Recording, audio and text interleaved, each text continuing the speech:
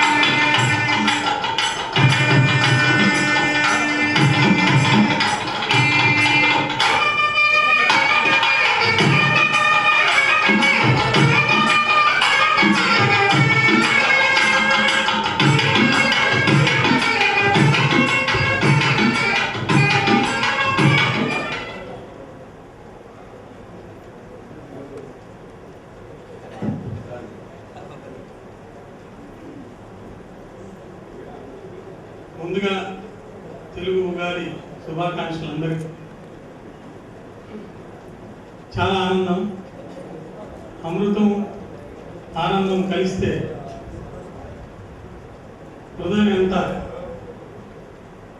మధురంగా ఉంటుందో. ఆ పాప జ్యోత్స్న ఎక్కడుంది? పాప జ్యోత్స్న డ్యాన్స్ చూస్తుంటే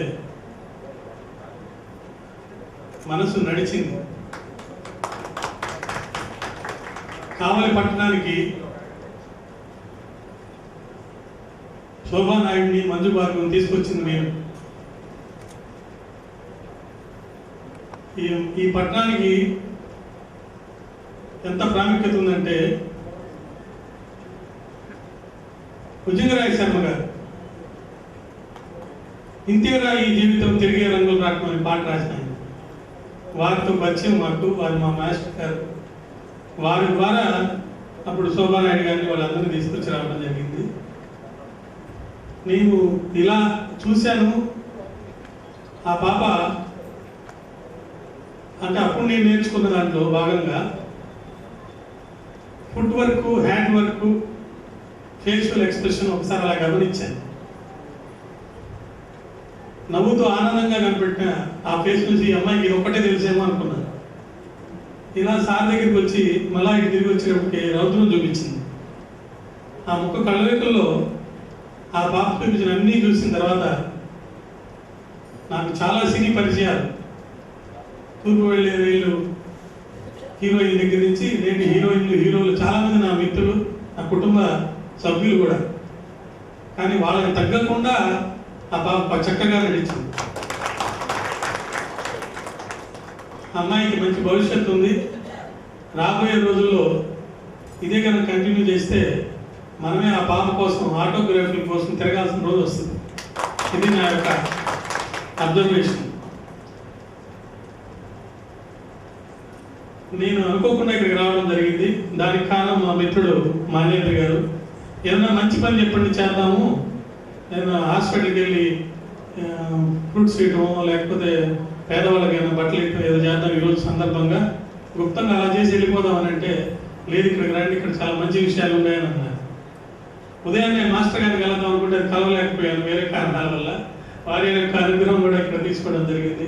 మా వెంకటరామయ్య గారు వారు ఉంటే మాకు ఆనందం, కనబడితే చాలన్నమాట. మా ఇంటి ముందుగానే ఉండేవారు, ఇప్పుడు మారారనుకోండి. మా ఇంటి ముందుగానే ఉండడం కాకుండా మా జీవితాన్ని కూడా ముందుండి నడిపించారు. అంత చక్కటి వ్యక్తి ఆయన. వారు ఇక్కడ ఉండటం, ఎక్కడున్నా దానికి ఒక ఆనందం. మీ అందరినీ కలవటం నాకు నిజంగా ఎంతో ఆనందంగా ఉంది. వాటితో పాటు మా బాలకృష్ణ గారికి సన్మానం చేయటం, వారి యొక్క ఆశీస్సులు తీసుకోవడం ఎంతో ఆనందం ఉంది. కావలి పట్టణానికి ఈ మధ్యలో ఏం జరుగుతుందో నాకు తెలియదు, కానీ ఒక వైభవం లాగా చేశారు ఇది. దీని వెనక దాగి ఉన్న అమృత హస్తాలు ఎవరైతే వారందరికీ కూడా శిరస్సు నుంచి నమస్కరిస్తున్నాను. వారందరి యొక్క సహాయ సహకారాలతోటి కావలి పట్టణానికి ముందుగా ఇంకేదైనా చేయగలిగితే నేను కూడా భాగస్వామి అవుతానని చెప్తూ, నేను యాక్చువల్గా ఈరోజు విజయవాడలో లక్ష్మీపేట వెంకటేశ్వర స్వామి గుడిలో శ్రవణ పంచాంగానికి వెళ్ళాలి. అక్కడికి వెళ్ళలేకపోయినా ఆ కొరత తీరింది. చాలా ఆనందంగా ఉంది. ఈ విధంగా చెప్తూ కూడా చాలా నిజంగా నా హృదయం మాట్లాడుతుందని చెప్పి మేము మనవి చేస్తూ, మా మిత్రులందరూ ఇట్లా ఇక్కడికి తీసుకురావడం మంచిగా భావిస్తూ సెలవు తీసుకున్నాం. ధన్యవాదాలు. మాల్యాద్రి గారికి కృతజ్ఞతలు. అతి త్వరలోనే వారు రాసినటువంటి కవితల యొక్క సంపుటి ప్రచురితమై కావలి పట్టణంలో అందరికీ అందుబాటులోకి వస్తుంది. చాలా మంచి కవిత్వాలు రాశారు. వారు వినిపించినందులో ఒక భాగం మాత్రమే. వారి భావాలను యథాతథంగా కవిత్వంగా పెట్టారు. అవన్నీ ప్రింటింగ్ వెళ్ళిపోయినాయి. ఇప్పుడే అవి రాగానే మీ అందరికి డిస్ట్రిబ్యూట్ చేస్తాం. ఆ కార్యక్రమానికి మళ్ళా మాల్యాద్రి గారు వస్తారు. వారు నాలో ఉన్న కవిని గురించి లేపారు కాబట్టి ఒక్క చిన్న చరణం చెప్పేసి వెళ్ళిపోతాను. నాకు నచ్చిన చరణం, నాకు మంచి పేరు తెచ్చిన చరణం.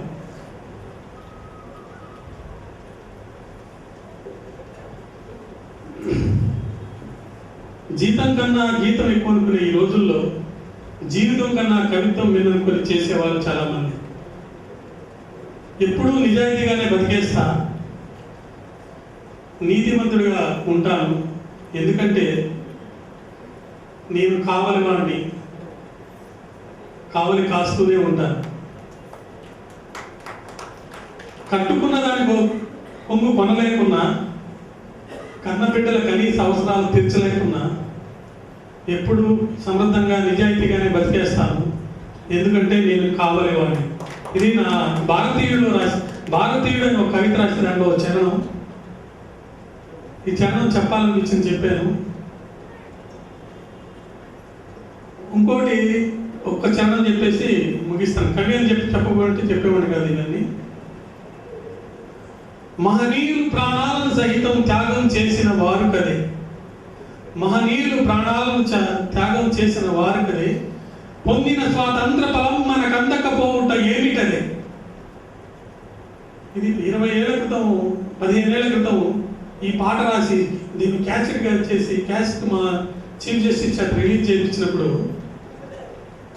ఎలా ఉందో భారతదేశంగా అలాగే ఉంది. మహనీయులు ప్రాణాలను సైతం త్యాగం చేసిన వారు కదే, పొందిన స్వాతంత్ర ఫలం మనకందకపోవుట ఏమిటదే అని సింగర్కి నేను డైరెక్షన్ ఇచ్చి క్వశ్చన్ చేస్తూ గట్టిగా మాట్లాడండి అని చెప్పి మాట్లాడించి పాట పాడించాను. ఆ ప్రశ్నకి ఇంకా సమాధానం లేదు. మనం పొందిన స్వాతంత్ర ఫలాలు మనకి ఇంకా అందడం లేదు. అందుతాయని ఆశిస్తూ మా మాస్టర్ గారు ఒక సీక్రెట్ని లీక్ చేశారు. చూద్దాం, భగవంతుడి ఆశిస్తుంటే కావలి హెడ్ మాస్టర్ గారు వెంకటేశ్వర గారు నన్ను రిక్వెస్ట్ చేసి అడిగారు, 1000 కవితలు రాసి మీరు పబ్లిష్ చేయకపోవడం బుక్ తప్పని చెప్పంటే మాస్టర్ గారి పాదచరణాలకు నమస్కారం చేసుకుని వారిని కోరారు. నేను రాయగైతే రాశాను కానీ పబ్లిష్ చేసిన నాకు ఇష్టం లేదండి. నా కవిత బుక్ పేరు హృదయపదులు. హృదయపద అంటే హృదయానికి వెన్నుముకల్లాగా ఉండాలి, మనం ఏం రాస్తామో దాన్నే మనం పాటించాలని కోరుకునేవాడిని. కాబట్టి రాసిన దాన్ని పాటించడానికి ప్రయత్నం చేస్తూ ఉన్నాను. ఆ రాసిన వాటిలో ఒక 100 అయినా మంచి తీయాలని చెప్తే 100 సెలెక్ట్ చేశారు. వారిద్దరు దంపతులకి నేను కృతజ్ఞతలు తెలియజేస్తూ నాకు అవకాశం ఇచ్చిన మీ అందరికీ ధన్యవాదాలు చెప్తూ సెలవు చేసుకున్నాను. ఆ పాపకి ఎటువంటి సహకారం కావాలన్నా కానీ ఏమైనా మంచి ఆలోచనలు ఉంటే వాటిని నేను సపోర్ట్ చేస్తానని చెప్పేసి పాపకి ధన్యవాదాలు చెప్తున్నాను. Thank you. రాజయ్య గారు MA BEd MPhil ఉపన్యసిస్తారు. వారిని సగౌరవంగా వేదిక మీదకి ఆహ్వానిస్తున్నాం. ఎందరో మహానుభావులు అందరికీ నా వందనాలు. సభలో ఆశీస్సులు అయిన గురువులకి, గురుతుల్యులకి, పెద్దలకి అందరికీ నా వందనాలు. ఉగాది నాడు మనం అందరం ఇక్కడ కలుసుకోవడం చాలా ఆనందంగా ఉంది. నేను ఉగాది ఎలా జరుపుకోవాలి అన్న విషయాల మీద ఎక్కువగా మాట్లాడను, కానీ నాకు ఇచ్చిన అంశం తెలుగు భాష, దాని ప్రాముఖ్యత, ఉగాది అది ఎలా జరుపుకునేవారు అన్న విషయాన్ని మాత్రమే నేను ఈ సందర్భంగా మీకు అందరికీ సవినయంగా తెలియదలుచుకుంటున్నాను. భాష అనేది మానవుడికి దేవుడిచ్చిన వరం అనుకోవాలో లేదా తను కష్టపడి సంపాదించుకున్న ఒక ఆస్తి అనుకోవాలో ఇప్పటికీ ఎవరు స్పష్టంగా చెప్పలేదు. ఎందుకంటే భాష ఎలా పుట్టింది అన్న దాని మీద ఇప్పటి వరకు సమగ్రమైన అవగాహన కల్పించిన వాళ్ళు ఎవరు లేరు. కొందరు దేవుడు ప్రసాదించిన వరమని, మరికొందరు చాలా చాలా ప్రయత్నాల వల్ల వచ్చిందని చెప్పుకుంటున్నారు.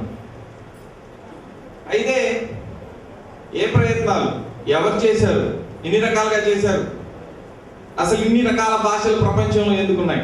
దాదాపుగా 3000 భాషలు ఈ ప్రపంచంలో మాట్లాడుతున్నాం, అందులో తెలుగు ఒకటే. ఇన్ని భాషలు ఎలా పుట్టుకొచ్చాయి అన్న విషయం మనకు తెలియదు, కానీ మనిషి ఈ రోజు ఇలా ఉండడానికి కారణం మాత్రం ఖచ్చితంగా భాషే. మనిషి కంటే తెలివైన జీవులు లేవా అంటే ఉండొచ్చు, కానీ మనిషి సాధించుకున్న ఒక అద్భుత భాష ఇది. దాని ద్వారా లిపిని తయారు చేస్తున్నాడు. తన ఆలోచనలను, తన అనుభూతుల్ని, తన జ్ఞానాన్ని తర్వాత తరానికి అందించడానికి మానవుడు ఈ భాషని సాధనంగా చేసుకున్నాడు. అందుకే పూర్వీకుల జ్ఞానాన్ని మనం తీసుకుంటున్నాం, మన జ్ఞానాన్ని దాన్ని జోడిస్తున్నాం, తర్వాత తరానికి అందిస్తున్నాం. అయితే తెలుగు భాష ఎలా పుట్టింది, తెలుగు భాష ఎక్కడి నుంచి వచ్చి ఉంటుంది అన్న విషయం మీద చారిత్రకంగా కొంత జ్ఞానాన్ని మాత్రం మనం సంపాదించుకోగలిగాం. ప్రపంచంలో 5 ప్రాంతాలలో కొన్ని నాగరికతలు వెలువడ్డాయి. ఈజిప్ట్ నాగరికత, ఓయాంగ్హో నాగరికత, అలాగే సింధు నాగరికత. ఇలా క్రీస్తు పూర్వం 2500 సంవత్సరాల క్రితం మనం సింధు పరివాహక ప్రాంతంలో, ఇప్పుడున్న పాకిస్తాన్ ప్రాంతంలో మనం ఉండేవాళ్ళం. ఆ కాలంలో మనం పెద్దగా యుద్ధకాంక్ష లేని వాళ్ళం. అక్కడున్న ప్రజలందరూ శాంతి కామకులు, వ్యవసాయం తెలుసు, అమ్మ తల్లి పశుపతి అనే ఒక ఇద్దరు దేవుళ్ళను పూజించేవాళ్ళు. శాంతియుతంగా జీవిస్తున్న వాళ్ళ మీద ఆర్యులని మధ్య అంటే ఇప్పుడున్న ఇరాన్ ఇరాక్ ప్రాంతంలో నుంచి మెసొపొటేమియా ఏరియా అంటాం, అక్కడ నుంచి కొంతమంది వారి మీద దాడి చేయడం జరిగింది. వాళ్ళ దాడులకు తట్టుకోలేక ఆ ప్రాంతం నుంచి వాళ్ళందరూ క్రమంగా తమ జీవనాన్ని మార్చుకుంటూ గంగా పరివాహక ప్రాంతానికి చేరుకున్నారు. ఇప్పుడున్న బీహార్, బెంగాల్ ఈ ప్రాంతం. ఇక్కడ మళ్ళీ వాళ్ళకి వ్యవసాయం బాగా వచ్చు కాబట్టి, వ్యవసాయం చేసుకోవడం అలవాటు కాబట్టి ప్రకృతిని మాత్రమే వాళ్ళు ప్రేమించేవాళ్ళు. అంటే తన కనబడే వస్తువుల గురించి మాత్రమే మాట్లాడతారు తప్ప వేరే వాటి గురించి వాళ్ళకి తెలియదు. పాములు కరుస్తాయి కాబట్టి పాములు పూజించడం, సృష్టికి తల్లి ముఖ్యం తెలుసుకున్నాడు కాబట్టి తల్లిని పూజించడం, ఇలా వాళ్లకు తెలిసిన వస్తువులను పూజించుకుంటూ వాళ్ళు అక్కడే మళ్ళీ స్థిర నివాసం ఏర్పాటు చేసుకొని తమ జీవితాన్ని గడుపుతున్నారు.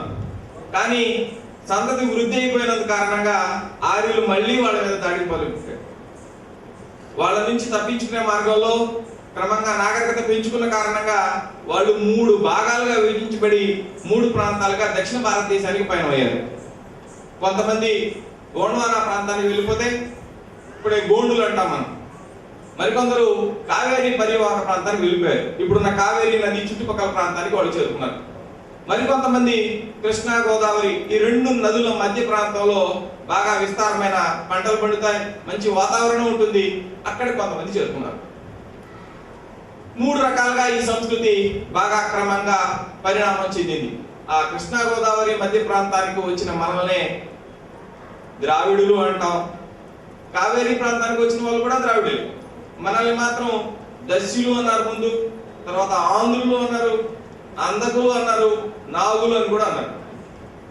అక్కడి నుంచి పుట్టుకొచ్చిన సంస్కృతే మనం ఈ రోజుకి నడుపుకుంటున్న, ఈ రోజుకి మనం ఆచరిస్తున్న సంస్కృతి. మనం ప్రపంచంలో ఎవరు చేయని విధంగా నాగుల్ని పూజిస్తాం. నాగుల చవితి జరుపుకునేది మనమే. మన ప్రతి ఊరికి ఒక అమ్మ తల్లి ఉంటుంది, వాళ్ళనే ఇప్పుడు మనం గ్రామ దేవతలు అనుకుంటున్నాం. పశుపతి ఈరోజు మనం పూజిస్తున్న శివుడే. మనం ఈ సంస్కృతిని దాదాపు 4500 సంవత్సరాల నుంచి ఇలాగే కొనసాగించుకుంటూ వస్తున్నాం. మనం తీసుకొచ్చిన భాష ద్రావిడం. ఆ ద్రావిడ భాష నుంచే 4 ప్రధాన భాషలు పుట్టుకొచ్చాయి.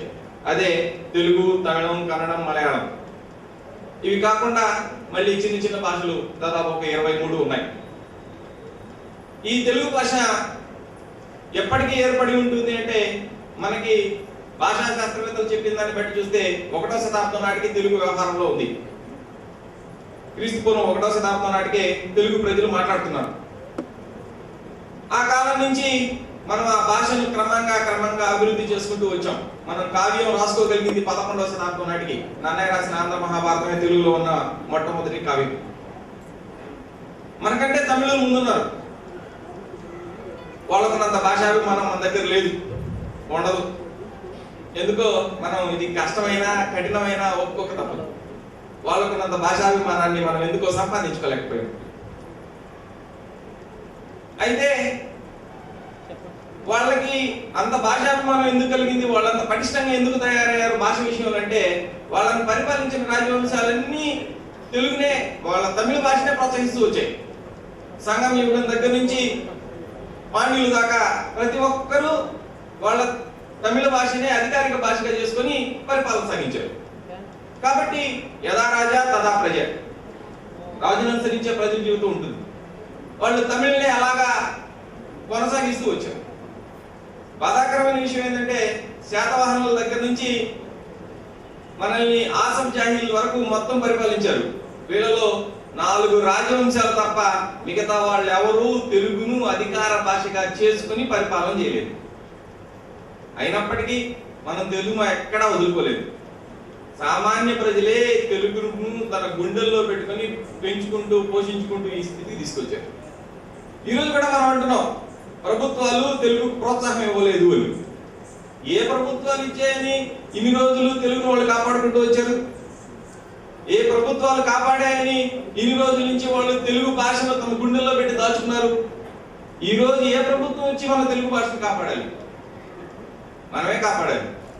ఎందుకంటే తెలుగు మీద మమకారం మనకి ఏ రోజైతే ఏర్పడుతుందో ఆ రోజే తెలుగు భాష మీద, తెలుగు సంస్కృతి మీద మనకు గౌరవం వస్తుంది. భాషనే గౌరవించలేని మనం సంస్కృతిని గౌరవించడం అంటే అది కొంచెం వెగటుగా అనిపిస్తుంది. ఎందుకంటే అమ్మకి అన్నం పెట్టిన ఆయన అత్తకి పాలు కొనలేడుగా. కాబట్టి ఖచ్చితంగా మన భాషను మనం గౌరవించుకోవడం మొదలు పెడితే ఆటోమేటిక్గా మన సంస్కృతి మీద మనకి ప్రేమ కలుగుతుంది. అయితే మనం ఎందుకు భాషను ఇలా దూరం చేసుకోవాల్సి వస్తుంది? మనకి ఏం లోపం జరిగింది ఇక్కడ అంటే, ప్రధానమైన లోపం మనల్ని పరిపాలించిన వాళ్ళ దగ్గర నుంచి ఒకటి. రెండు, మన దేశం మీదకి బ్రిటిష్ వాళ్ళు దాడి చేసినప్పుడు లేదా బ్రిటిష్ వాళ్ళు మన దేశాన్ని పరిపాలించినప్పుడు కూడా వాళ్ళు కూడా ఇక్కడున్న సొంత భాషను దూరం చేసుకోలేదు. మీరు కావాలంటే బ్రిటిష్ చరిత్ర చదువుకున్నప్పుడు వర్నాక్యులర్ డిపార్ట్మెంట్ అని సపరేట్ గా ఉండేది. బ్రిటిష్ వాడు భారతదేశంలో ఉద్యోగం చేయాలంటే ముందు అక్కడ తెలుగు భాష మీద వాడు ఎగ్జామ్ రాసి పాస్ అయిన తర్వాతే ఇక్కడ ఉద్యోగం ఇచ్చేవాడు. అంటే సామాన్య ప్రజల భాషలో పరిపాలన సాగించినప్పుడు మాత్రమే ఆ దేశాన్ని తమ చెప్పు చేతల్లో ఉంచుకోవచ్చన్న జ్ఞానం ఆ కాలం నాటి బ్రిటిష్ వాళ్ళకు ఉంది. కానీ భారతదేశంలో ఉండి, ముఖ్యంగా ఆంధ్రదేశంలో ఉండి మన ప్రభుత్వాన్ని పరిపాలిస్తున్న మన అధికారులకు మాత్రం తెలుగు భాషలోనే పరిపాలన కార్యక్రమాలు కొనసాగించాలని తెలియట్లేదు. అంటే మనం మన భాషను గౌరవించుకోవాలి, కాపాడుకోవాలంటే ముందు మన అధికారులను తెలుగులో తమ కార్యకలాపాలు కొనసాగించేటట్టు చేసుకోవాలి. మీకు తెలుసు ఎన్ని జీవోలు తెలుగులో వస్తున్నాయి, ఎంతమంది తెలుగులో తమ కార్యక్రమాలు కొనసాగిస్తున్నారు. ఎంఆర్ఓ ఆఫీస్ దగ్గరికి ఒక పేదవాడు వస్తే వాడు లోపలికి వెళ్ళి ఒక అప్లికేషన్ రాసి పెట్టే మొత్తం ఇంగ్లీష్లోనే ఉంటుంది. వాడు ఏం రాస్తున్నాడో తెలియదు, ఎందుకు సంతకం పెడుతున్నాడో తెలియదు, ఏం చేస్తున్నాడో తెలియదు. కావాలంటే నెల్లూరు బస్ స్టాండ్ లో బస్ కూర్చొని చూడండి, ఎన్ని బస్సుల పేర్లు తెలుగులో ఉంటున్నాయో. చెన్నైకి పోయే బస్సులో ఖచ్చితంగా తమిళంలో పేరు రాసి ఉంటాడు, లేకపోతే వాడు ఎక్కడం. కానీ మన దేశంలో నెల్లూరు బస్సులో ఎన్ని నెల్లూరు అని ఇంగ్లీష్లో రాస్తుంటాయి, ఎన్ని తెలుగులో రాస్తుంటాయో మనం ఒకసారి గమనించుకోవాలి. మామూలుగా మానవ జీవితం భాష మీద కేంద్రీకృతమైన మాట వాస్తవమైనప్పటికీ మన ఉచ్చారణ మిగతా వాటికంటే కొంచెం విభిన్నంగా ఉంటుంది, కొంచెం కష్టతరమే కాదని మనం చెప్పం. ఎందుకంటే కా ఖా గా ఘా అనే 4 అక్షరాలు తెలుగులో ఉంటే తమిళంలో ఒకే అక్షరం ఉంది, వాళ్ళకి అది ఈజీ. కానీ తెలుగులో 4 రకాల ఉచ్చారణలు ఉన్నాయి. తెలుగు భాష ప్రాచీన కాలం నుంచి తీసుకున్న దాంట్లో చూస్తుంటే ఏ భాష వచ్చి దాని మీద దాడి చేయడానికి ప్రయత్నించినా ఆ భాష నుంచి పదాలను కొన్ని తీసుకొని ఆ భాషను పక్కన పెట్టింది. ఎందుకంటే మనం ఈ రోజు మాట్లాడుతున్న తెలుగు భాషలో 70% పదాలు సంస్కృతం నుంచి వచ్చినవే. సంస్కృతం ఆ విధంగా మనం బలవంతం చేసినందువల్ల పదజాలను మాత్రమే మనం తీసుకొని భాషను ఎదుర్కోలేకపోయాం. ఈ రోజు ఇంగ్లీష్ కూడా అదే పని చేస్తుంది. మనం ఇంగ్లీష్ పదాలను ప్రయోగించకుండా ఈ రోజు మాట్లాడలేని దశకు వచ్చాం. కొంతకాలానికి ఇంగ్లీష్ కూడా మన పదాలు ఇచ్చేసి వెళ్ళిపోతుందేమో చూడాలి. కానీ అంత పట్టు మనం సంపాదించగలమా? ఇంగ్లీష్కి ఎదురు తిరిగి మన భాషను మనం కాపాడుకోగలమా? ఆలోచించుకోండి. మీరు ఈ మధ్యన నేను ఒక టీవీలో ఒక యాంకర్ని చూస్తున్నాను. ఆమె ఒక ప్రముఖ మహానటుడి కూతురు. ఉచ్చారణ ఆయన దగ్గర నేర్చుకోవాలి, చాలా అద్భుతంగా ఉంటుంది. మోహన్ బాబు గారు తెలుగు మాట్లాడటం అంటే ఆయన ఎంత స్పష్టంగా మాట్లాడతాడో, ఎంత అందంగా మాట్లాడతాడో చాలా బాగుంటుంది. ఆయన కూతురు తెలుగు మాట్లాడుతుంటే ఇది తెలుగేనా అన్న డౌట్ వస్తుంది. ఎందుకంటే అమెరికాలో ఉన్న వాళ్ళు నా ఫ్రెండ్స్ కూడా తెలుసు, అక్కడ పుట్టి పెరిగిన వాళ్ళు కూడా ఉన్నారు. కానీ వాళ్ళ తెలుగు చాలా స్పష్టంగా ఉంటుంది. 4 సంవత్సరాలు అమెరికాకి వెళ్ళి రాగానే మన భాష మారిపోతుందండి. ఇలా ఇంగ్లీష్ ఉచ్చారణతో తెలుగు పలకడం ఇది ఒక కొత్త రోగం వచ్చింది మనకి. రెండోది, మాతృభాషలో చదువుకుంటే మనం చాలా వెనకబడిపోయామన్న భావన చాలా మందిలో ఉంది. చాలా మంది లేదు, మొత్తం అదే భావంలో ఉన్నారు. ఎందుకంటే మా స్కూల్కి ఒక అబ్బాయికి ఏమీ చదువుకోవాలి అంటే వాడు తెలుగులో రాయలేడు, ఇంగ్లీష్లో అంతకంటే రాయలేడు. వాడు వచ్చి నేను 6th క్లాస్ ఇంగ్లీష్ మీడియం చేస్తాను అన్నాడు. వాళ్ళ నాన్న పిలిచి, అయ్యా వాడికి తెలుగే రాదు, వాడు ఎక్కువ ఇంగ్లీష్ మీడియంలో చేర్పిస్తే ఏమొస్తుంది అంటే, వచ్చినా రాకపోయినా వాడు ఇంగ్లీష్ మీడియం చదవాలి. ఎందుకు ఇంతగా ఒక మాధ్యమాన్ని పట్టుకొని మనం వేలాడుతున్నామో అర్థం కాదు. మనకు తెలుసు ప్రపంచంలో అభివృద్ధి చెందిన దేశాలు G8 దేశాలని. G8 దేశాల్లో ఏ దేశం కూడా వాళ్ళ మాతృభాష కాకుండా పరాయి భాషలో విద్యా బోధన చేయడం లేదు. చైనాకి మనం వెళ్తే మీరు చదువుకున్న స్నాతకోత్తర విద్య ఈ రోజు అనుకుంటున్న PG ఎడ్యుకేషన్ వరకు చైనీస్ భాషలోనే రాయాలి, వాడికి ఇంగ్లీష్ రాదు. సాఫ్ట్వేర్ ఇంజనీర్లు చైనా వాళ్ళు వచ్చి కూర్చుంటే తలకాయ పట్టుకుంటారు, వీడికి ఈ చైనా చెప్పాలంటే మన భాష, వీడికి చైనా రాదు, వాడికి చైనా వచ్చినా వీడికి ఇంగ్లీష్లో మాట్లాడితే అర్థం కాదు. వాడు అభివృద్ధి చెందలేదా? కానీ మనం మాధ్యమాన్ని ఎందుకు మానేస్తున్నాం? ఇంగ్లీష్ భాష నేర్చుకోవాల్సిందే కాదని మనం చెప్పాం, కానీ ఇంగ్లీష్ భాష నేర్చుకోవడానికి ఇంగ్లీష్ మాధ్యమానికి సంబంధం ఎక్కడుందో నాకు అర్థం కావట్లేదు. ఒక ఆవును చూస్తాం, మనకి అది ఆవు అని జ్ఞాపకం వస్తుందా? నీ పిల్లాడు ఎత్తుకుపోయి ఇంగ్లీష్ మీడియంలో జాయిన్ చేసినంత మాత్రం వాడు చూడగానే కవ్వు అనుకుంటాడా? వాడి ఆలోచనలన్నీ తెలుగు మీడియంలో కొనసాగుతున్నప్పుడు, తెలుగు మాధ్యమంలో వాడి ఆలోచనలు ఉన్నప్పుడు నువ్వు బలవంతంగా వాడిని ఇంగ్లీష్లో ఆలోచించమని ఎందుకు మనం ఒత్తిడి చేస్తున్నాం? వాడి భాషలో మాట్లాడలేక, వాడి భాషలో రాయలేక, వాడి భాషలో ఆలోచనలు చేయలేక వాడు ఎంత మానసిక క్షోభకు గురవుతున్నాడో మనం ఎందుకు అర్థం చేసుకోలేకపోతున్నాం? మీరు కావాలంటే బ్రిటిష్ ఇండియాలో చదువుకున్న విద్యావంతులను మనం గమనిస్తే వాళ్ళలో ఇంగ్లీష్ తో అంటే అక్కడ ఉన్న ఆంగ్లేయులతో పాటు సమానంగా ఇంగ్లీష్ లో మాట్లాడిన చాలా మందిని నేను గమనించాను. మా ఉపాధ్యాయుడు ఉండేవాడు, ఆయన ఇంగ్లీష్ లో మాట్లాడుతుంటే నిజంగా ఆయన భారతదేశంలోనే పుట్టాడా అన్న డౌట్ వచ్చింది నాకు. అంత స్పష్టంగా ఇంగ్లీష్ మాట్లాడాడు. ఆయన అడిగితే నేను 10వ తరగతి దాకా తెలుగు మీడియంలోనే చదువుకున్నానని చెప్పాడు. అప్పుడేదో దాని ఏదో form అనేవాళ్ళండి, 8th form 9th form అక్కడ వరకు. మన భాషలో మనం చదువుకోవడం వేరు, పరాయి భాషలో మాట్లాడడం వేరు, రెండింటికి చాలా భేదం ఉంది. ఆ భేదాన్ని మనం గమనించుకోగలిగితే మన పిల్లలకి ఈ రోజు ఇప్పుడు మనం పడుతున్న వేతన అంతా కొంచెం తగ్గించిన వాళ్ళు అవుతాం. కాబట్టి మనం సాధ్యమైనంత వరకు మన భాషను కాపాడుకుందాం. తెలుగు భాష కాపాడుకోవడానికి మనం చేయగలిగినంత వరకు చేద్దాం. ఎక్కడో తమిళనాడులో పుట్టిన త్యాగరాజు తెలుగులోకి వచ్చి సంకీర్తనలు రాసి తెలుగు భాష గొప్పతనాన్ని అంతగా పొగిడి బయటకు వెళ్ళాడు. ఎక్కడో బ్రిటన్ లో పుట్టిన సిబి బ్రౌన్ ఈ దేశానికి వచ్చి ఈ దేశంలో తెలుగు భాష గొప్పతనాన్ని తెలుసుకొని తన జీవితాన్ని అంతా త్యాగం చేసి ఇక్కడే చనిపోయాడు. కాంబెల్ ఎంత గొప్పవాడో మనకు తెలుసు, ఆయన తెలుగు కోసం ప్రాణాలు అర్పించాడు. ఇంతమంది ఇన్ని రకాలుగా తెలుగును ప్రేమిస్తూ ఉంటే మనం మన భాషలో పుట్టి మన ప్రాంతంలో ఉండి మనం బ్రతికించుకోవడానికి కొంచెం కూడా ప్రయత్నించకపోవడం అనేది బాధాకరమైన విషయం. కాబట్టి సాధ్యమైనంత వరకు మన భాషను మనం కాపాడుకుందాం. ప్రాబ్లం ఎక్కడ వస్తుందంటే మనం జీవితాన్ని ఇందాక పంచాంగ శ్రవణం చేసేటప్పుడు గురుగారు మనల్ని నవగ్రహాలు నడిపిస్తున్నాయని చెప్పాడు. నాకు డౌటే, మనల్ని నడిపిస్తున్నవి రెండే, ఒకటి సెల్ ఫోన్, రెండోది టీవీ. మనం ఏం తినాలో టీవీ చెప్తుంది, మనం ఏ డ్రెస్ వేసుకోవాలో టీవీ చెప్తుంది, మనం ఏం మాట్లాడాలో టీవీ చెప్తుంది. నేను మా పల్లెటూరుకి వెళ్ళినప్పుడు మామూలుగానే ఎన్ని గంటలకు నిద్రపోతారా అని అడిగితే సాధారణంగా 10-9 టైం చెప్తాం. సిఐడి అయిపోయిన తర్వాత నిద్రపోతారంట. ఎన్ని గంటలకు అన్నం తింటామంటే మొగలు రేపు టైంలో అన్నం తింటాడండి. అంటే జీవితంలో మనకంటూ టైం కూడా లేదా, దానికి కూడా టీవీకి లింక్. మనం ఏం మాట్లాడుతున్నాం ఏం చేస్తున్నాం అనేది మనం నిర్ణయించట్లేదు, టీవీనే నిర్ణయిస్తుంది. పిల్లల్ని బయటికి తీసుకెళ్తే ఏం కావాలో నీకు అని అడిగితే వాడు మొత్తం అడ్వర్టైజ్మెంట్ వరుసగా చెప్తాడు, ఏమేం కావాలో ఏం ఐటమ్స్ కావాలో. మనం మన సంస్కృతి మనకి మనం పిల్లలకి నేర్పించకపోతే అది మనం చేసిన ద్రోహం. విలువలు మనం ఈరోజు సృష్టించినవి కావు, గత తరాల నుంచి వస్తున్నాయి. విలువలను కాపాడడం వరకే మన బాధ్యత. సంస్కృతి కూడా మనం సృష్టించింది కాదు, అది తరతరాలుగా వస్తున్నది.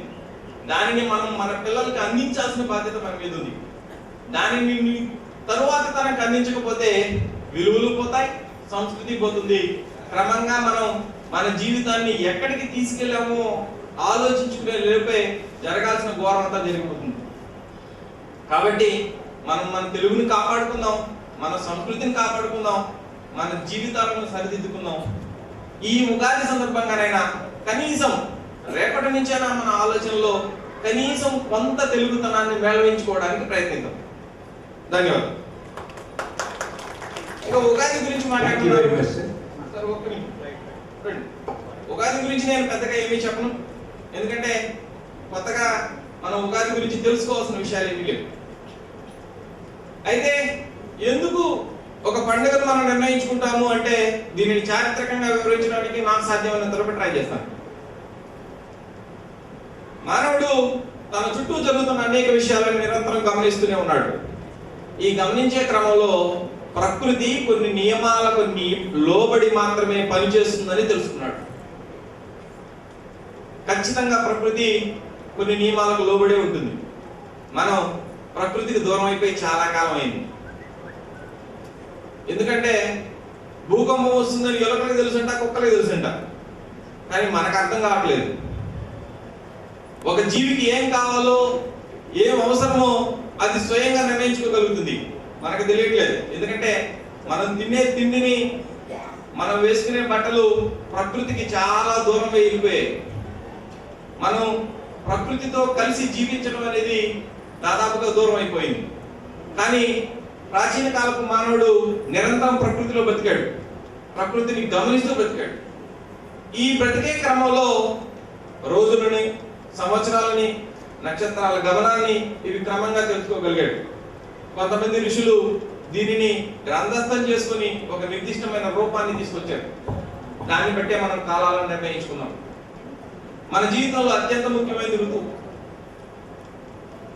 భారతదేశంలో ఉన్న గొప్పతనం ఏంటంటే ఋతువుల ద్వారా విభజన చేసుకున్నాం. 16వ శతాబ్దం వరకు భారతీయ సాహిత్యాన్ని, ఆంధ్ర సాహిత్యాన్ని మనం గమనిస్తే ప్రతి ఒక్క వ్యక్తి ఋతువుల ఆధారంగానే వాళ్ళ జీవనాన్ని మార్చుకున్నట్టు తెలుస్తుంది. వర్షాకాలంలో ఏం చేయాలో, ఏం తినాలో అదే తిన్నాడు, ఎండాకాలం ఏం చేయాలో, ఏం తినాలో అదే తిన్నాడు. ఋతువులను బట్టి ఆహారం మాత్రమే మారాలి. కానీ మనకి ఏ ఋతువైనా ఒకటే నూడిల్స్, ఏ ఋతువైనా ఒకటే ఫ్రైడ్ రైస్. కానీ ఋతువులను బట్టి ఆహారం ఉంటుంది. 16వ శతాబ్దం నాటికి 17వ శతాబ్దం చివరి వరకు కూడా మనం ఋతువులను ఆధారం చేసుకుని మన జీవనాన్ని గడిపినట్టు మనకు తెలుస్తుంది. కానీ 17వ శతాబ్దం చివరి తర్వాత నుంచి మన అలవాట్లు మారిపోయాయి, పద్ధతులు మారిపోయాయి. ఇవి ఎందుకు ఇంత వేగవంతంగా మార్పులకు వచ్చాయో మనకైతే ఖచ్చితంగా ఆధారాలు దొరకట్లేదు. 16వ శతాబ్దం వరకు ఉన్నాయి. మనం ఎండాకాలంలో ఊరగాయలు పెట్టుకుంటాం. నిజంగానే మన ఆహార పదార్థాల్లో ప్రధానమైంది. ఎప్పుడు వాడుకోవాలని? కూరగాయలు దొరకని సీజన్లో వాడుకోవడానికి వీలుగానే ముందు వాటిని నిల్వ చేసుకునే పద్ధతులు కనిపెట్టారు. వర్షాకాలంలో వినియోగించాల్సిన ఊరగాయలని ఎండాకాలంలో ఆవకాయ పెట్టుకొని అదే ఎండాకాలంలో తినేస్తే అలసట కాకుండా ఇంకేమొస్తుందండి? తినాల్సిన ఆహార పదార్థం ఏ ఋతువుకు ఏ ఆహార పదార్థాలు తినాలో వాటిని నిర్ణయించుకుని వాటిని మాత్రమే తీసుకోవాలి. ఈ పద్ధతి ప్రకారమే కొనసాగింది. ఉగాది పచ్చడిని 40 రోజుల పాటు, మండలం పాటు స్వీకరించాలి. జీవితంలో మనకు వచ్చే వేసవి కాలంలో వచ్చే రకరకాల రుగ్మతలను దూరం చేయడానికి కావాల్సినంత అన్ని దినుసులు ఉగాది పచ్చడిలో ఉన్నాయి. కానీ దాన్ని మనం ఒక రోజు అది కూడా బలవంతంగా నోట్లో వేసుకొని కంప్లీట్ చేసుకుని పక్కకు వెళ్ళిపోతున్నాం. మండలం పాటు ఉగాది పచ్చడిని ప్రతిరోజు పరగడుపున స్వీకరించాలి. ఇది నియమం. అది ఉగాదితో ప్రారంభమవుతుంది. ఇకపోతే ఉగాదిని ఎందుకు జరుపుకుంటారు అన్న దాని మీద పంతులు గారు, శాస్త్రి గారు మనకి సమగ్రమైన వివరణ ఇచ్చారు. అంటే శాలివాహన చక్రవర్తి తన పట్టాభిషేకం రోజుని ఈ రోజునే జరుపుకున్నారు కాబట్టి ఆ రోజు నుంచి ఉగాది అంటాం. ఉగాది అంటే నక్షత్ర గమనం. ఉగాది అంటే నక్షత్ర గమనానికి ప్రారంభం అని అర్థం. అలాగే యుగము అంటే జంట అనే అర్థం కూడా ఉంది. మనకి రెండు ఆయనాలు, ఉత్తరాయణం, దక్షిణాయనం. ఈ రెండింటికి అదే ప్రారంభం కాబట్టి దాన్ని కూడా యుగాది అని తర్వాత ఉగాదిగాను మనం పిలుచుకుంటున్నాం. అలాగే విష్ణువు సోమకుడు అనే రాక్షసుని చంపి వేదాలను తీసుకుపోయి బ్రహ్మకి ఇస్తే ఈ రోజు నుంచి బ్రహ్మదేవుడు సృష్టిని ప్రారంభించాడని ఒక సిద్ధాంతం. ఏది ఏమైనా ఉగాదిని మనం ఈ రోజు నుంచే జరుపుకుంటున్నాం. అయితే ఉగాది రోజు 5 కార్యక్రమాలు చేయాలని శాస్త్రం చెబుతుంది. నెంబర్ 1, మొట్టమొదటిది తైలాభ్యంగనం, అభ్యంగన స్నానం చేయాలి. మొట్టమొదటి మనకి ఏ క్రతువైనా ఏ కార్యమైనా అభ్యంగన స్నానంతోనే ప్రారంభం అవుతుంది. మనకి స్నానం అంటేనే అభ్యంగనం. ఎందుకో బ్రిటిష్ వాడు వచ్చి మనకి అభ్యంగన స్నానాన్ని తీసేసి తల మాత్రం వదిలేసి మిగతా స్నానం చేయమంటున్నాడు. తలలో కూడా ముందు భాగం వాడుకోవచ్చు, వెనక భాగం మాత్రం వాడడానికి లేదు. 16వ శతాబ్దం దాకా కూడా మనకి జుట్టు ఉండేదంట, మగవాళ్ళకి ఆడవాళ్ళకి అందరికీ. ప్రతి ఒక్కరు పూలు పెట్టుకునే వాళ్ళండి. నేను క్లాస్కి వెళ్ళినప్పుడు పిల్లలు చెప్తాను, సరే మీరందరూ మగవాళ్ళ పిల్లలందరికీ జడలుండి మీరు తలనిండా మల్లెపూలు పెట్టుకొని, తెలుగు కూడా వాల్ జడేసుకుని పూలు పెట్టుకొని క్లాసులోకి వస్తే పాఠం ఎలా ఉంటుందిరా అని.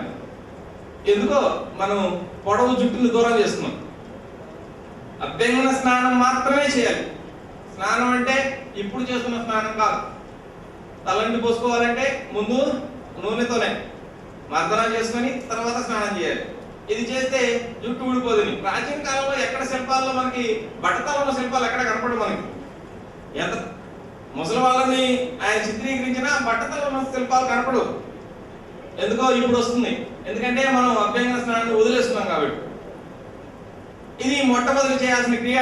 రెండోది నూతన సంవత్సరాది సూత్రం అంటే పూజా కార్యక్రమాలు చేసుకోవాలి. ఉగాది రోజు ఏ దేవుడిని పూజించాలి, అధిదేవత ఎవరనేది ఎవరు నిర్ణయించలేదు కాబట్టి మీ ఇష్టం వచ్చిన దేవుడిని మీ ఇష్టం వచ్చిన రీతిలో పూజించుకోవాలి. మూడోది ధ్వజారోహణం. ఈ పద్ధతి మనం 16 వరకు ఉంది కానీ దాని తర్వాత మళ్ళీ దీన్ని కొనసాగించలేదు. ఇంటి ముందు ఒక ధ్వజాన్ని నిలిపి దానిపైన పూర్ణ కుంభం ఉంచి దానిని మామిడాకులతోనూ వేపాకులతోనూ అలంకరించి దాన్ని నిలిపి పూజ చేసేవాళ్ళు. దానికి బదులు తర్వాత కాలంలో ఒక పూర్ణ కుంభాన్ని ఉంచి దాంట్లో పంచపల్లవాలు అంటే 5 రకాల చిగుళ్ళు ఈ కాలంలోనే వసంత ఋతువులో ప్రారంభం అవుతాయి కాబట్టి అన్ని చిగుళ్ళు ఉంటాయి కాబట్టి 5 పల్లవాలు మామిడి, అశోకం, నేరేడు, మోదుగా, వేప ఈ 5 రకాల పల్లవాలని ఆ పూర్ణ కుంభంలో ఉంచి పెద్దలకి దానం ఇవ్వడం. ఈ కార్యక్రమాన్ని ఇప్పుడు కొనసాగిస్తున్నారో లేదో నాకైతే తెలీదు, నేను ఎప్పుడు చూడలేదు. అది ఖచ్చితంగా ఈ కార్యక్రమం అంతకు ముందు ఉగాదిలో జరుపుకునే వాళ్ళట, మనం దాన్ని పోగొట్టుకున్నామేమో అనుమానం. ఇక మూడోది ఉగాది పచ్చడి సేవనం. 4 ఉగాదిలో 6 రకాల రుచులు, 6 రకాల భావాలు, 6 రకాల ఋతువులు. మానవులలో ప్రతి క్షణం అన్నీ ఆనందకరంగా జరుగుతాయని నమ్మకలేదు. కొన్నిసార్లు బాధలు, కష్టాలు, ప్రేమలు, సుఖాలు అన్నీ ఉంటాయి. ప్రతి ఒక్క భావాన్ని మనం ఆనందంగా స్వీకరించాలనే భావన ఉగాది పచ్చడిలో ఉంది. కష్టాన్ని కూడా ఆనందంగానే స్వీకరించి, అది కష్టం కాబట్టి దాన్ని వదిలేయాలని కాదు, దాన్ని కూడా మనం స్వీకరించగలగాలి. ఇలా అన్ని భావాలను మనం స్వీకరించాలన్న ఉద్దేశంతో ఉగాది పచ్చడి ఉంది. చివరిది పంచాంగ శ్రవణం. ఇది మనది వ్యవసాయ ఆధారిత ప్రాంతం కాబట్టి ఏ కాలంలో వర్షాలు పడతాయి, ఏ కాలంలో ఏ పంటలు పండడానికి అనుకూలంగా ఉన్నాయి, ఏ పంటలకు అనుకూలంగా లేదు అనే విషయాన్ని మనం ముందు తెలుసుకోవాలి. దాని ప్రకారం ఆ కాలంలో రైతులు పండించుకున్నారు. ఉగాది పంచాంగ శ్రవణం అనేది ఒకప్పుడు సాయంత్రం సమయంలో చేసేవాళ్ళు, ఇప్పుడు ఉదయాన్నే చేస్తున్నారు. అంటే రైతులకు ఆ టైంలో ఆ సమయంలో వాళ్ళకి అది ఉపయోగకరంగా ఉండేది. ఇప్పుడు మనం ఉదయాన్నే చేస్తున్నాం. ఎప్పుడు చేసినా ఉగాది రోజు పంచాంగ శ్రవణం అనేది శుభదాయకమనే శాస్త్రాలు చెప్తున్నాయి. ఈ విధంగా ప్రాచీన కాలంలో ఉగాది జరుపుకునే వాళ్ళు మనం కూడా ఇప్పటి నుంచైనా సరే ఉగాదిని ఘనంగా జరుపుకోవాలని, మీకు అందరికీ శుభం చేకూరాలని ఆ భగవంతుని ప్రార్థిస్తూ నాకు ఈ అవకాశం ఇచ్చిన మీకు అందరికీ ధన్యవాదాలు తెలుపుతూ సెలవు తీసుకుంటాను. Thank you. రాజయ్య గారు ఒక్క క్షణం వేదిక మీదకి రండి. కుమారస్వామి గారు రాజయ్య గారిని శాలువతో సత్కరించండి. వారిని సన్మానించేదానికన్నా కూడా వారు చెప్పినటువంటి విషయాలు మనం ఆచరించగలిగితే చాలా గొప్పది. అదే సన్మానం. ప్రయత్నం.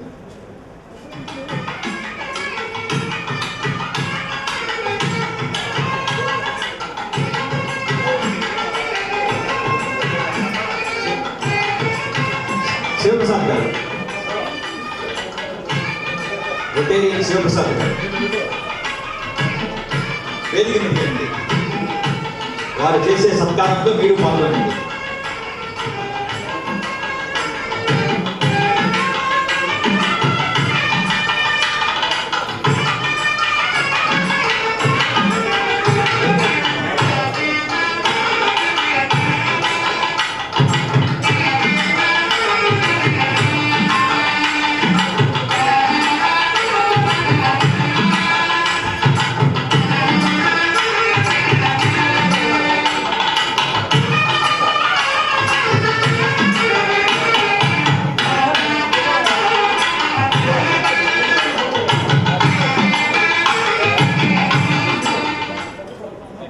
తెలుగు భాష యొక్క ప్రాసెస్ను మనకు మొదటి నుంచి కూడా పద్యాల ద్వారా మనకు లభించింది.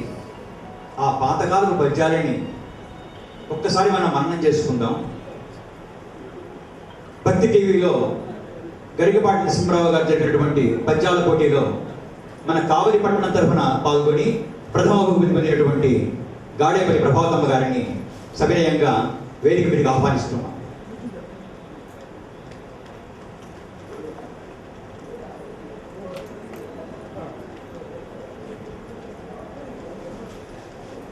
ప్రభావతమ్మ గారు నేరుగా మనకు పరిచయం లేకపోయినా కూడా వారి భర్త సుబ్రహ్మణ్యం గారు వచ్చినట్టున్నారు.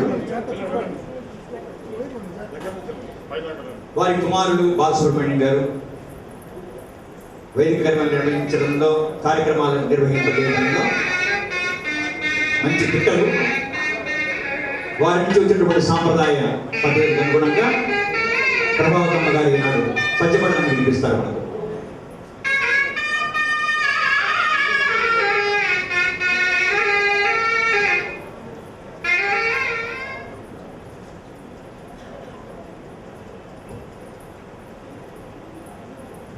నమస్కారము. నేను ఒక సామాన్య గృహిణి. ఇంట్లో పిల్లలతో వాళ్ళని చదివించుకుంటూ వాళ్ళ అభివృద్ధిని చేసుకుంటూ వస్తూ ఉండేదాన్ని. సారు సూర్యప్రకాశరావు సార్ గారు ఎప్పుడో చూసారు నన్ను ఎక్కడో పద్యాలు పాడటం ఉంటుంది. అందుకని నన్ను ఈరోజు ఇక్కడ ఆహ్వానించారు.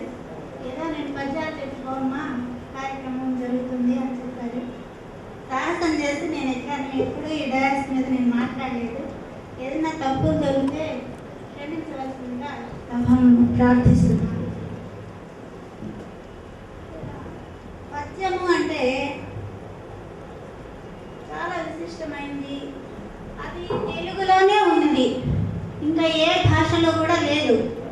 చౌపాయిలని, దోహాలని, అభంగాలని వాళ్ళ పేర్లు పెట్టుకొని వాళ్ళ కవితా ప్రక్రియలు సాగించుకుంటూ ఉంటారు. పద్యం అనేది మన తెలుగు వాళ్ళ సొంతం. ఇది పూర్వకాలం నుంచి మనకు అనుభవంలో ఉంది. మనమే కాకుండా నాగరికులే కాదు, పామరులు కూడా ఈ పద్యాలను చాలా ఆదరించి చదువురాని వాళ్ళు కూడా చెప్పేస్తూ ఉంటారు. అదే తెలుగు సాహిత్యంలో పద్యానికి ఉన్న స్థానం చాలా విశిష్టమైనది. పండితులకే కాకుండా సామాన్యులకు కూడా ఈ పద్యం సుపరిచితం. ఎంతో గంభీరమైనటువంటి భావాలు కలిగినటువంటి పద్యాలను కూడా పామరులు ఉటంకిస్తూ ఉంటారు. అదేంటంటే మన సంస్కృతిలో భాగం అయిపోయింది కాబట్టి అలా చెప్తూ ఉంటారు అన్నమాట. ఇంకా నన్నయ్య గారు తిక్కన, పోతన, శ్రీనాథుడు, పెద్దన మొదలైన మహాకవులు రచనలు చదివి దాంట్లో ఆనందం పొందే వాళ్ళకి ఇతర ప్రక్రియలు అంతగా రుచించవు. అయినా అసలు ఈ రోజుల్లో అక్షరాస్యత శాతం ఎంత? అందులో టీవీలు చూసే సమయం పోగా పుస్తకాలు చదివేవాడు ఎంతమంది? వారపత్రికలు దాటి ఇంకా ముందుకు పోయేవాళ్ళు ఎంతమంది? ఎన్ని రకాల ప్రక్రియలు వచ్చినా కూడా పద్యం స్థానం పద్యానిదే. అందుకే పద్యానికి ఆదరణ ఎప్పటికీ ఉంటుందని నా నమ్మకం.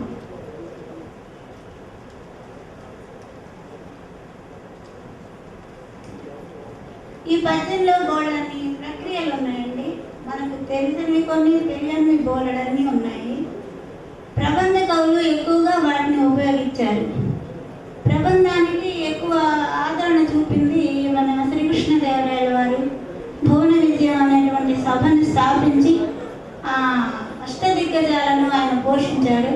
వాళ్ళు అనంతమైన విలువ కట్టలేనటువంటి గ్రంథాలు మనకి ఇచ్చిపోయారు. ఆయన స్వయంగా కవి, రాజు. ఆయన కొన్ని సమస్యలను సమస్యాపూర్ణంగా ఇస్తూ ఉండేవాడు. దాంట్లో తెనాలి రామలింగ కవి మొదలైన వాళ్ళంతా సభ్యులుగా ఉన్నారు. చాలా హాస్యంగా వాటిని పూర్తి చేస్తూ మనకి ఎంత సంతోషాన్ని కలిగిస్తూ ఉంటాయి ఇప్పుడు మనం చదువుకుంటే. సరే, మాలికోత్పలమాల అనేటువంటి ఒక ఉత్పలమాల మాలికలాగా 7 పద్యాలు కలిపి ఒకటే పద్యంగా చెప్పారు ఆయన. అది నేను ఇప్పుడు చదివి మీకు వినిపిస్తాను. పూత మెరంగులం పసరు పూప మెరంగును చూపునట్టిన కైతలు చెక్కు నిక్కు నెనగావలి గమ్మన గమ్మనందలన్ రాతిరయన్ పవల్ మరపురాని భయల్ చెలియారజంపు నిద్ధాదురితి పులోయనగా వారసిలన్ బలిలోదలంచినన్ ప్రాతిగ పైకొనందలను పైదలి కుతుకలోని పల్లటి కూతలనందలన్ సగసు కోర్కెలు రావలి నాలకించినన్ చేతి కొలంది కౌగిటను చేర్చిన కన్నియ తిన్ని పొంది మేల్మూతల చన్నుదోరి గలి ముచ్చటగావలి పట్టి చూచినన్ తాకడనన్న మిన్నుల మిఠారపు ముద్దుల గుమ్మ కమ్మనవు బాతెర దొండ పండువలే వాసవి కావలి పంటనూదినన్ తాతల తమ్మి చూలి దొరకైదుల పుంజవరాలి సిబ్బెకున్ మేతలి అప్పురం పుదిగి నిబ్బర పుప్పగు గప్పి గొప్పలం పుంపూతల పూనెకాయ సరికోడిని కిన్నెర మెట్ల బంతి సంజాతకు సన్నబంతి భయకారపు కన్నడ గౌళ పంతుక సాతత తార తారళ పసంది బుటాడడు గోటమీటువల్ నోతల నుంబలే హారపు మొల్లముగా వలి నచ్చ తల్గు ఈ రీతిగా పచరించిన సంస్కురము పచరించడు పట్టున భారతీవ ధూటి తపనీయ జప్ప నికటీ భవ దానవ పర్వ సాహితీ భౌతిక నాటక ప్రకర భారత సమ్మత ప్రభాపాత సుధా ప్రపూర బహుభంగ కుముంఖమగుంకుమార్పటి జాతకర్తాళ యుగ్మలయ సంగతి మించు విపంచికా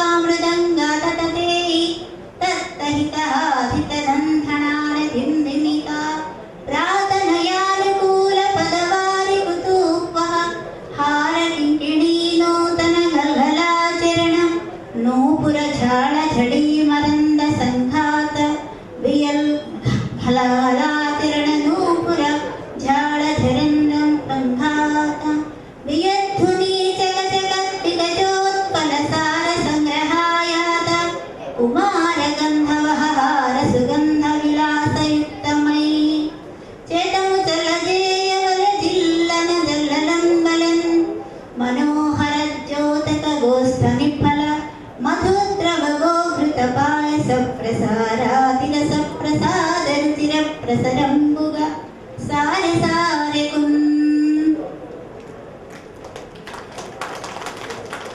ఇది అలగారి అల్లిక దిగుతుంది. సగం తెలుగులోను సగం సంస్కృతంలో ఉన్నటువంటి పద్యం ఇది. మేము ఇంకేమైనా పద్యాలు చెప్పచ్చా? వారిని సన్మానించవలసిందిగా నిర్వాహకులను కోరుతున్నాను.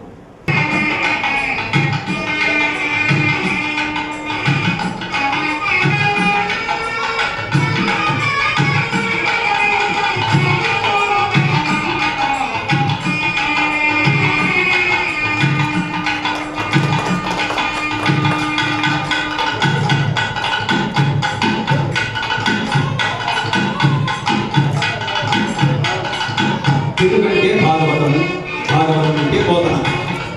పోతన పద్యాలు ఎంత అందంగా ఉంటాయో అవి మనకు ఏ సందేశాన్ని ఇస్తాయో శ్రీ గుండు కోటేశ్వరరావు గారు మనకు వినిపిస్తారు. భాగవతంలోని పద్యాలు మనకు వినిపిస్తారు. తెలుగు వారి పండగ ఉగాది రోజు తెలుగు గురించి విస్తారంగా ఎంఫిల్ చేసిన వాళ్ళంతా చెప్పారు. నేను చెప్పడం హనుమంతుడి ముందు గుడ్డు గుర్తులేసినట్టు. కానీ తెలుగు వాళ్ళు చేసిన అదృష్టం, ఎన్ని లక్షణ గ్రంథాలున్నా పోతన గారి ఆంధ్ర భాగవతమే భాగవతం. కవితా ప్రక్రియలో మేడం గారి చెప్పినట్టు రీఫిల్ చేసిన వారు చెప్పిన దాస్ గారు చెప్పినట్టు కాకుండా ప్రతి ఇంట్లో కనీసం 10 పద్యాలు భాగవతం నుంచి కనుక వస్తే పిల్లలకు వేరే మార్గదర్శనం అవసరం లేదు. గతంలో ప్రతిరోజు ప్రతి సాధారణ కుటుంబంలో, రైతు కుటుంబం అయినా కూడా గజేంద్ర మోక్షం పద్యాలు చదువుకునేవాళ్ళు. పొద్దున్న పని చేసుకుంటూ కసువు తీసుకుంటూ చేసేది, పాచిపేట చెప్పుతూ గజేంద్ర మోక్షం చదివేది, తీరిక సమయంలో రుక్మిణి కళ్యాణం చదివేది, ప్రహ్లాదోపాఖ్యానం చదివేది. కానీ ఆ యుగం మారిపోయి ఇప్పుడు కృత్రిమమైనటువంటి నాగరికత అలవాటు చేసుకొని పెద్దలు తమ పిల్లలకు నేర్పించకపోవడం దౌర్భాగ్యం. పిల్లలు నేర్చుకోలేదని నేను కంప్లైంట్ చేయను, పెద్దలు నేర్పించడం లేదని నా బాధ. దాన్ని కనీసం ఇప్పటి నుంచన్నా రిక్వెస్ట్ చేస్తామని, ఆ పొరపాటు సరిదిద్దామని మేము అందరినీ కోరుకుంటూ, పోతన గారి భాగవతంలో ఏ పద్యము చదవేటట్టు, ఏ పద్యం చదవకుండేటట్టు సుమారుగా 12,000 పద్యాలు ఉంటే అలాంటి మంచిది, అలాంటి చెడ్డది, అలాంటిలో రసం ఉంది, అలాంటి నిస్తానం అని చెప్పదు సార్. చెప్పేది లేదు. ఏ పద్యానికి ఆ పద్యము ఒక రత్నం. మన అదృష్టం అది.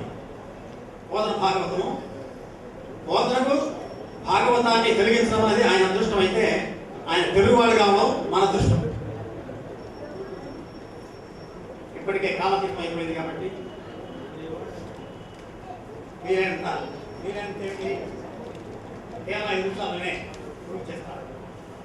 అసలు వారు భాగవతం మొదలుపెట్టిందనే చేతులారంగ శివుని పూజింపడేని, నారు నవ్వంగ హరి కీర్తినుడువడేని, దయము సత్యంబుగలోనుగా తలపడేని, కలుగనేటికి తల్లుల కడుగు చేడు.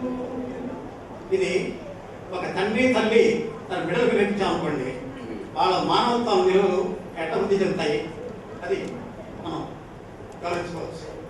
ప్రయత్నపూర్వకంగా చేసిన పని. పోతన మాస్టరుడు మనకందరికీ బోధన చేశారు, ఉపన్యాసం చెప్పకుండా ఈ పద్యం ద్వారా. నేను చదివే 5-6 పద్యాల్లో ముందు సీక్వెన్స్ ఒక బ్రీఫ్గా 30 సెకండ్లు మాత్రం చెప్పి అర్థం చేసుకోండి. కుంతీదేవి కృష్ణుని ప్రార్థిస్తుంది. అంత యుద్ధం అయిపోయింది, అందరూ పోయినారు, మిగిలిన వాళ్ళు కొద్దిగా మిగిలారు.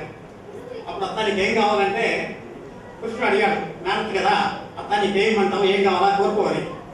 అప్పుడు ఆమె చెప్పింది, శ్రీకృష్ణ యదుభూషణ నరసఖా శృంగార రత్నాకర లోకద్రోహి నరేంద్ర వంశదహన లోకేశ్వర దేవతానీక బ్రాహ్మణ గోగణాతిహరణ నిర్వాణ సంధాయిక నీకున్వప్యద తుంపవే భవలతల్ నిత్యానుకంపానిధి. ఇంకా నాకు పిల్లలు వాళ్ళు మనం అనుకుంటా నన్ను త్వరగా మోక్షం ఇచ్చే మార్గతుడు హయాన్ని నేను. భీష్ముడు ప్రార్థిస్తాడు కృష్ణుడిని అంపశయ మీద వెళ్తే భీష్మస్తుతి అని ఉంది. దాంట్లో సంస్కృతంలో తెలుగు పద్యాలు. ఒక సూర్యుండు సమస్త జీవులకు తానొక్కడై తోచుకోలిక, ఏ దేవుడు సర్వకాలము మహాలీలన్ నిజోత్పన్న జన్య కదంబంబుల హృత్సరోగములన్ నానా విధానుల రూపకుడై ఒప్పుచుండు నట్టి కరినే ప్రార్థించు శుద్ధుండనై.